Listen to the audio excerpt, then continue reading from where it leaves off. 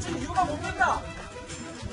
청와대가 먼저 김기현 시장 공장을 요구했습니까?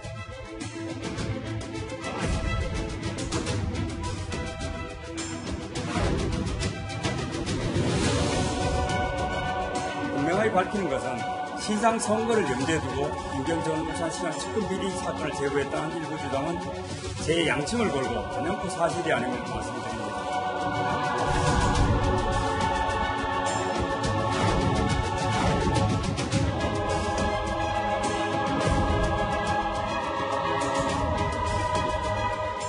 송병기 울산부시장이 최초 제보자라는 것이 알려지면요, 청와대로서는 치명타거든요.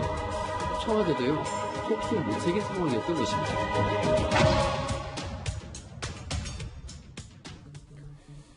예, 월요일 뉴스탑10은 여기부터입니다. 청와대의 이 울산시장 선거 개입 의혹을 쫓는 검찰이 이 핵심 당사자인 송병기 부시장을 조만간 다시 부를 것으로 보입니다. 지난 금요일 이 소환과 동시에 진행된 압수수색에서 좀 의미 있는 단서를 일부 확보한 것으로 알려지고 있습니다. 자, 이 얘기부터 하나하나 뜯어보겠습니다. 이현정 의원님, 네. 본격적으로 얘기를 해볼 텐데, 검찰이 지난번에 소환 조사 그리고 압수수색했을 때 유의미한 단서를 확보해서 그런 정도의 얘기를 종합해보니 네거티브 담당이 바로 송병기 부시장 아니었냐, 이런 잠정적인 결론이 난 것 같은데요. 그렇습니다. 뭐 어떤 선거든지 큰 선거든지 작은 선거든지 그 선거 캠프에서 가장 어떤 면에서 뭐 중요한 역할을 하는 게 상대방의 약점을 잘 아는 사람이 가장 중요한 역할을 담당하죠. 우리 선거가 어떤 포지티브 선거가 아니라 대부분 선거가 네거티브 선거입니다. 즉 상대방의 나쁜 점들을 부각시켜서 자신이 반사익을 얻는 그런 선거 구조가 우리나라 선거 구조인데요.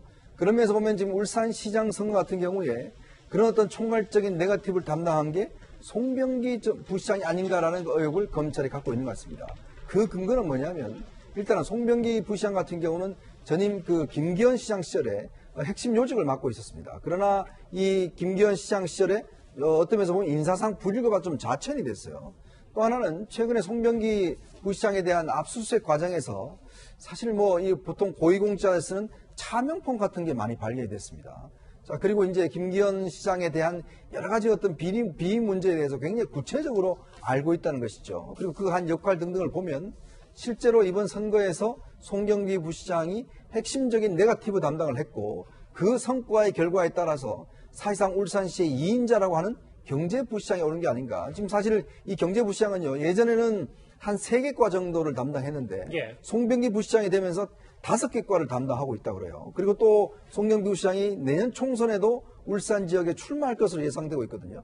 그만큼 아마 송철호 시장의 신임을 톡톡히 받고 있는 것이 아닌가, 그런 의심을 검찰은 하고 있는 것 같습니다. 그래서 검찰의 판단은 송병기 부시장이 울산시장 선거에서 송철호 캠프 측 네거티브를 담당했다. 그런데 김태현 변호사님, 네. 송병기 부시장 수사 받을 때 네. 조사 중에 직권남용 피의자로 갑자기 바뀌었거든요. 이걸 좀 저희가 어떻게 봐야 됩니까? 그러니까 뭐 이제 고발이 된 피고발자이기 때문에 피고발자들 같은 경우에 뭐 언젠가는 피의자로 전환되는 게 일반적이긴 해요. 그런데 이제 이거는 이렇게 보셔야 될 거예요. 처음에 진술조사할 때 참고인 진술조사를 받았거든요. 그런데 최근에 피의자로 전환됐어요. 지금 뭐 화면 보시는 게 송철호 경제부시장이 최근에 이제 울산시청에서 기자회견 한 겁니다. 저때 브리핑이죠? 회견이라기보다. 저때 브리핑할 때 본인이 뭐라고 그랬냐면, 나 그냥 인터넷에서 안부전화 주고받다가 인터넷에서 떠도는 거 신문에 다 난 거 얘기해 준 것 뿐이에요. 결코 선거에 개입할 의도는 없어서 딱 2마디 했잖아요. 핵심은. 검찰이 이거 안 믿는다는 거죠. 저 말을 고스란히 검찰이 받아줄 거면 그냥 참고인 놔두면 됩니다. 왜? 그냥 안부전화 하다가 야 김기현 시장 요새 어때요? 아 요새 뭐 언론 보니까 뭐 측근 비리 의혹 있던데요. 이 정도 얘기해 준 걸 가지고 선거 개입이라고 볼 수는 없거든요. 그렇게 얘기했음에도 불구하고 검찰의 피의자로 전환했다는 건 뭐냐면 저 브리핑 같은 거 있은 이유에 뭐가 있었냐면 집, 차, 그다음에 사무실 압수수색 있었어요. 금요일 날 다 했죠. 그렇죠. 거기서 검찰이 뭔가를 잡았다라고 보는 게 맞을 거예요. 그렇기 때문에 저 기자회견에서 기자 간담회 같은 데서 있었던 저 말보다 거기서 나온 어떤 PC에서 나온 어떤 물증 같은 것들이 송 부시장이 했던 말과 전혀 반대되는 선거 개입으로 볼 여지가 있는 물증이 나왔기 때문에 검찰이 참고인 조사 이후에 피의자로 신분을 전환했다. 아마 이렇게 이해하시는 것이 맞을 것 같습니다. 그러니까 다시 보시면 결정적 단서를 뭔가 검찰이 쥐었고 그래서 직권남용 피의자로 조사 중에 전환이 됐으며 검찰은 일단 1차적으로는 이 송병기 부시장이 이 네거티브 담당을 하지 않았냐 뭐 이렇게 1차적으로 판단하고 있는 것 같습니다. 송병기 부시장 화면 잠시 한 번 더 보고 오실까요? 뭘 갖고 가시나요? 왜 오래 걸렸습니까? 압수수색에 시간이 왜 이렇게 많이 걸렸습니까? 빵은 증거품은 다 확보하셨다고 생각하시나요? 자, 의문투성이는 여기서 끝이 아닙니다. 정성희 소장님. 차명폰, 글쎄, 저는 잘 모르겠는데, 이렇게 현직 부시장이 이렇게 몇 가지의 차명폰을 갖고 있어도 되는 건지. 굉장히 이례적이죠. 통상 이제 부시장 정도면 본인의 개인 핸드폰과 함께 비서가 사용하는 공식 핸드폰이 있습니다. 뭐 시장이 전화를 온달까 긴급한 상황에 대해서. 근데 주로 이제 비서가 가지고 있는 공식 핸드폰이기 때문에 차명폰까지 사용할 계좌는 아니고요. 저렇게 여러 개, 두서너 개로 나오는데 하는 것은 굉장히 이례적인 일이고 아마 이제 차명폰의 용도가 다 달랐을 것입니다. 뭐 통상 어떤 경우에는 본인의 어떤 뭐 개인적인 일 또는 지금 얘기했지만 캠프에 있었기 때문에 캠프에 있었던 과거 관계자들과 했던 내용 이렇게 달랐을 거기 때문에 아마 경찰의 수사 결과에 따라서 저기에서 결정적인 단서가 나올 가능성이 굉장히 크다고 보여집니다. 김태현 변호사님. 예. 근데 최근엔 또 휴대전화도 교체를 해서 글쎄 뭐 이 부분이 뭐 지금 저희가 스모킹건이라는 단어를 좀 아껴야 될 것 같아요. 왜냐하면 너무 핵심 인물도 많고 그렇죠. 지금까지 증거들도 뭐 많기 때문에 다만 이 송병기 부시장에게 이 차명폰과 교체된 휴대전화는 좀 검찰이 더 뜯어봐야 되는 건 아닌가 싶은데요. 근데 이제 교체된 휴대전화 어떤 문제가 있냐면 휴대전화 사실은 요새 많이 저도 한 2년에 한 번씩 바꿉니다. 2년에 한 번씩 10폰 나올 때도 바꾸는데 만약에 교체돼서 예전 폰 같은 거를 집에 가지고 있으면은 모르겠는데 교체해서 예전 폰이 없으면 그 이제 반납하는 사람들도 있거든요. 버리거나. 그럼 이제 예전에 있었던 거기에서 어떤 증거가 있는지가 확보가 안 되는 그런 검찰은 어려움은 있을 거예요. 그러니까 차명폰 휴대전화를 바꾼 게 뭔가를 인멸하려고 그러는 건 아니야라는 뭐 의혹은 가질 수는 있지만 실제로 어떤 물증을 확보를 하지 못하면 그건 사실 검찰한테는 좀 안 좋은 것이거든요. 다만 이제 차명폰 같은 게 있다고 하면 글쎄 모르겠습니다. 울산시 경제부시장에 차명폰을 가지고 다닐 이유가 뭔지 그죠? 그렇기 때문에 그런 부분들 그러니까 차명폰을 가지고 있다 휴대전화 교체했다 이거보다 더 중요한 건 실제로 뭐를 이제 검찰이 취득할 수 있냐 이게 제일 중요한 거죠. 그런데 그렇겠죠. 아까도 말씀드렸듯이 아마 뭔가를 좀 잡았을 가능성이 좀 있어 보여요. 그렇기 때문에 아마 전격적으로 피의자로 전환한 것 같고요. 이 차명폰으로 누구에게 도대체 연락을 했고 어떤 내용을 주고받은지도 참 궁금한데요. 자, 송병기 부시장의 수상한 행보 하나 더 있습니다.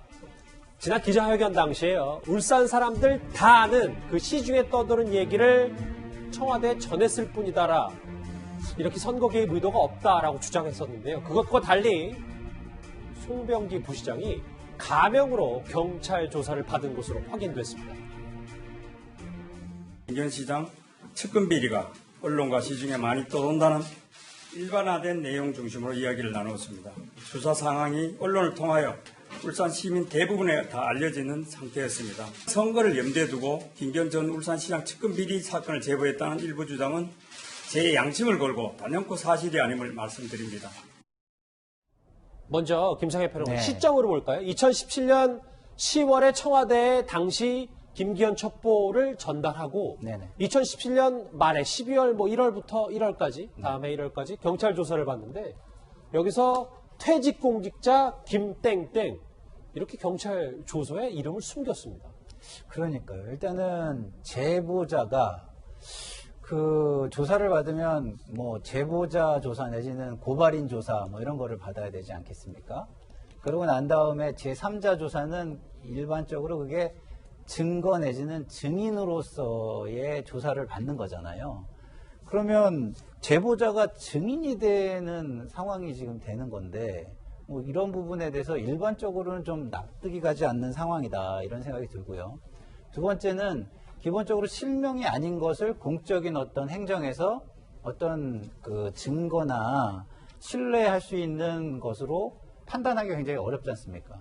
그런데 가명을 썼다? 가명을 쓰는 경우는요, 어떤 거를 제보한 사람, 내지는 고발한 사람을 보호하기 위해서 이례적으로 써주는 겁니다. 그게 상식적이잖아요. 예. 그리고 그것을 증거 능력이나 신뢰 능력을 확보하기 위해서 뭘 하냐면, 예. 경찰이 그거를 그렇게 해주더라도 수사검사한테 알려야 되고요.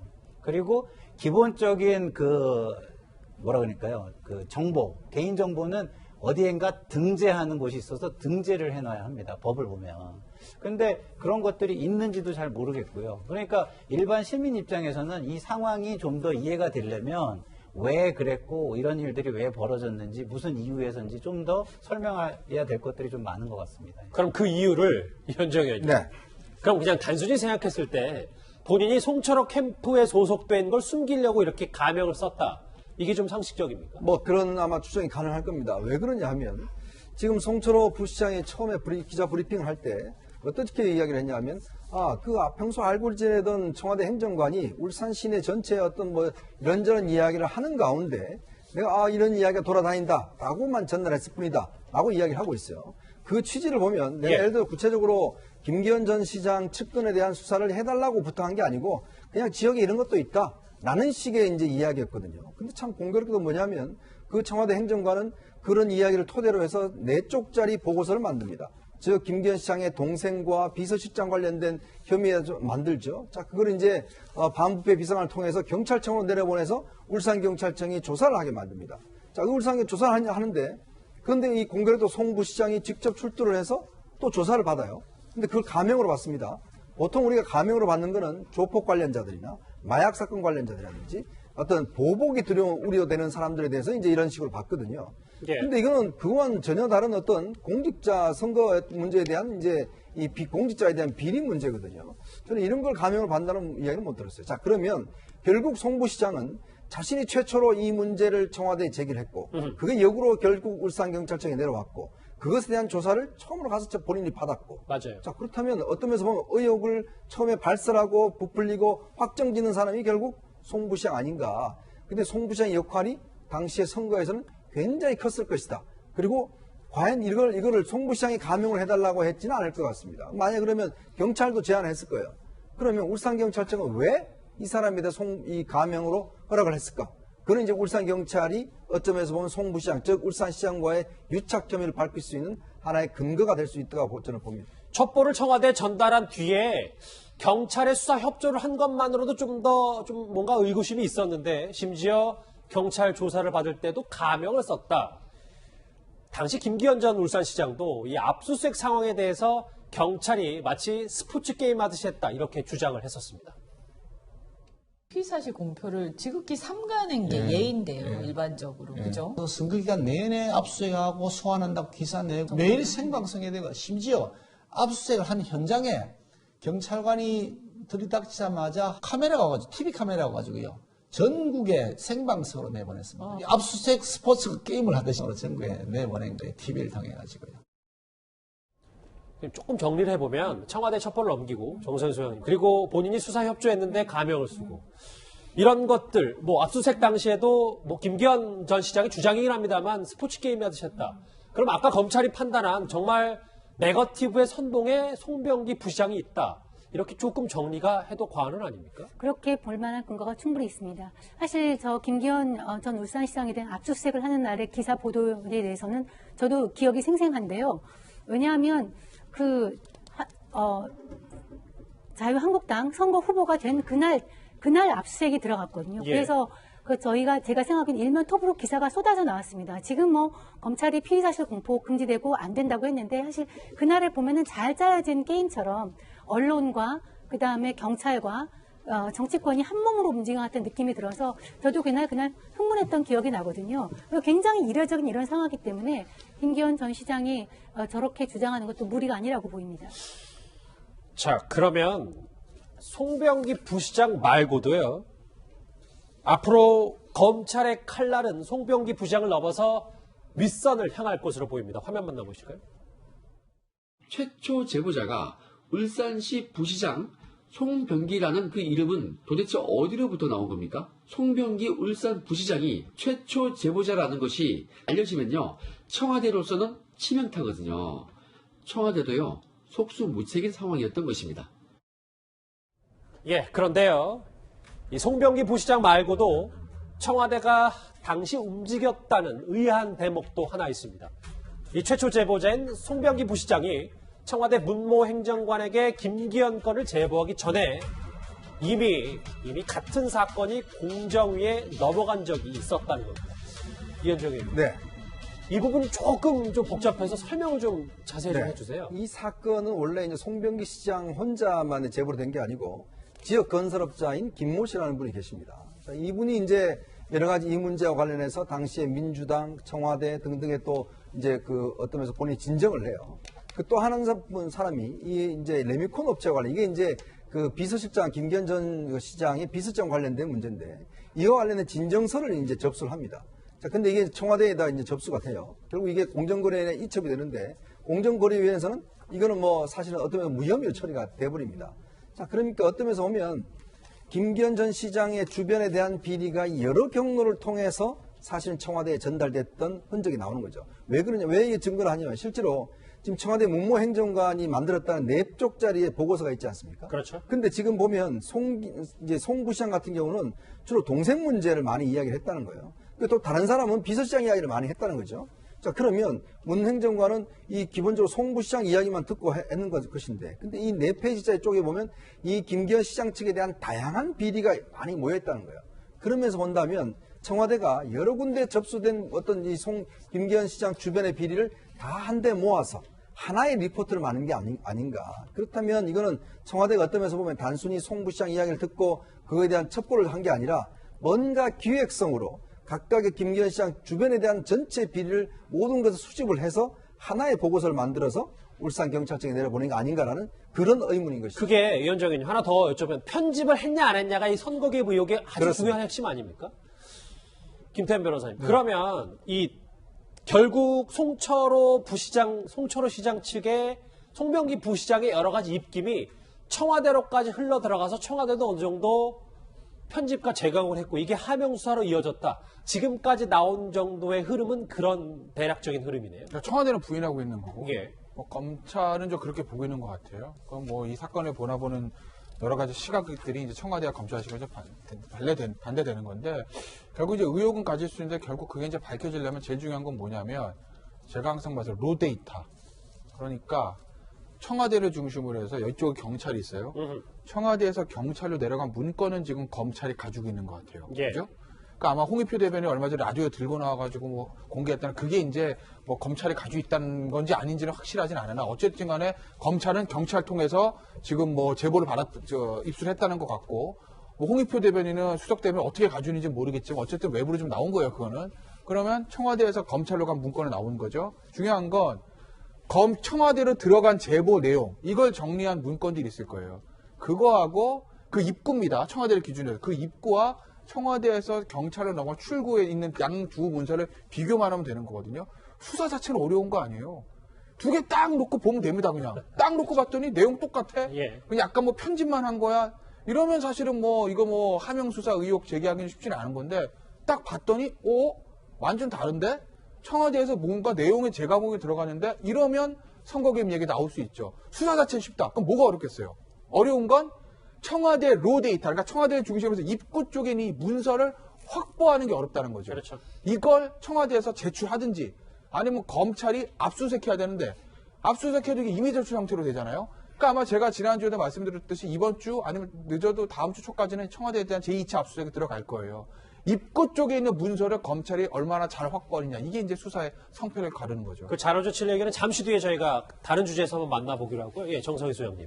지금 얘기한 대로 공정위에서 이게 무혐의 처분이 나왔다, 입법권에 대한 소관이다라고 한 것은 중요합니다. 왜냐하면 이 여러 가지 진정이 전달이 됐고 통상 절차에 따라서 하명 수사가 아니라 공정으로 이첩을 했거든요. 예. 근데 그때 당시 공정위는 문재인 정부의 공정이고 김상조가 공정위원장이었습니다. 근데 거기에서도 이 건은 이렇게 조례로 울산 지역의 조례로 그렇게 할 수 있도록 지역 레미콘 업체의 발전을 위해서 그렇게 할 수 있도록 규정된 사항이라는 거예요. 그러니까 지자체에서 조례로 결정된 상황이더니 위법 사항이 아니다라고 문재인 정부의 공정위에서 판단을 한 건데 그걸 다시 가공을 해서 수사를 내렸다. 이것이 굉장히 의심스러운 대목이죠. 그 점을 유심해서 봐야 될 것 같습니다. 그게 함량 미달이었기 때문에 별로 대수롭게 생각하지 않았는데. 그렇죠. 김상혜 평론가 화면 저하고 같이 보실까요? 현재로선 이 청와대 선거 개입 의혹의 가장 키맨은 당연히 송병기 부시장인데 주말까지 병가를 냈단 말이지. 뭐 추가 소환을 준비하는 건지 혹은 뭐 다른 의도가 있는 건지 저희가 어떻게 봐야 될까요? 지금 그 전방위 압수수색을 통해서 압수물이 굉장히 많이 확보가 됐습니다.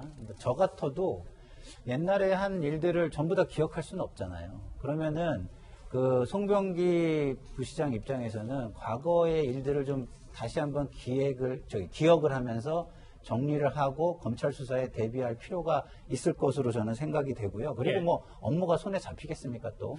이거 뭐 검찰 재소환을 앞두고 있는데 그게 가장 본인한테 큰 일이고 그렇기 때문에 그 말씀하신 것처럼 압수된 물품들은 무엇인지 그리고 과거의 내 기억들을 다시 한번 되살리면서 준비할 시간 이것을 좀 필요로 한 거 아닌가 이런 생각이 듭니다. 뭐 거기다가 이제 울산시청 앞에도 수많은 취재진이 이제 송병기 부장을 기다리고 있기 때문에 좀 심적 부담도 크겠죠. 김태현 변호사님.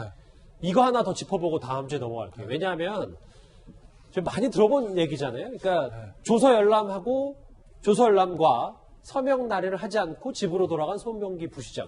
이것도 일종의 전략입니까? 전략인지 뭐 진짜 피곤한 건지 제가 알 수는 없는데 참 오늘부터는가 대한민국 법조계에 수사받으면서 조서 열람 안 하고 피곤한데 집에 갔다 와서 내일 할게요 같은 유행처럼 돼버렸어요. 참 언제부터 이렇게 됐는지. 어찌됐든 간에 뭐 대잡인데 조국 전 장관과 부인의 정경심 교수 때랑 비슷하죠. 그러니까 지금 송병기 전 경제부시장도 일단 조서 열람 안 하고 집에 갔다라는 거예요. 뭐 다음에 아마 더 출두할 겁니다. 그때 조서 열람하고 뭐 결국 서명 날인을 하겠죠. 그럼 이제 조서의 형식적인 증거는 있게 되는 거예요. 일단 검찰 단계에서는 뭐 그렇게 되는 건데 뭐 송병기 경제부시장 입장에서는 진짜 피곤한 걸 수도 있고 뭐 조국 전 장관 일가가 수사할 때 썼던 피의자의 방어권을 최대한 확보한다. 뭐 이런 측면에서 조금 검찰 수사에 좀 늦추려는 의도는 없다고 볼 수는 없는 거죠. 뭐 어찌됐든 간에 저건 또 뭐 피의자의 하나의 권리긴 하니까 그걸 가지고 잘못했다라고 뭐 단정적으로 말은 할 수는 없지만 어쨌든 최근에 언제부턴가 잘 쓰지 않던 초식들이 피의자 측에서 난무하고 있다라는 말씀을 제가 드릴 수 있겠네요. 저것이 저는 이제 조국 효과라고 생각을 합니다. 대한민국 국민 전부가 검찰이 부르면 나와야 되는 줄 알고요. 조사가 끝나면서 아무리 밤샘 조사를 받아도 사인을 하는 줄 알았는데 조국이나 그 부인 정경심 교수가 방어권이 있다는 걸 알려줬기 때문에 이제 저런 일은 아주 반복적으로 발생할 걸로 보입니다. 알겠습니다. 청와대 제보를 넘긴 뒤에 경찰 조서에 이름을 숨긴 송병기 부시장, 검찰은 네거티브 담당을 했다고 판단하고 있는데요. 결과 한번 저희도 쭉 지켜보겠습니다.